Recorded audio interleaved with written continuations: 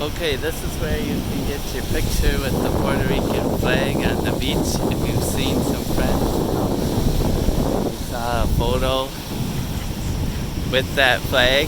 It's right here in front of, this is the Marriott in Condado. And every trip I've been here, they've got this flag flying. And they replace it. Today looks like a new one.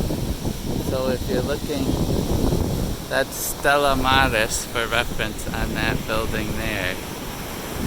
So if you're looking to get your picture, selfie, photo, group photo with the flag, you can come right here on Condado and take a photo. It's free.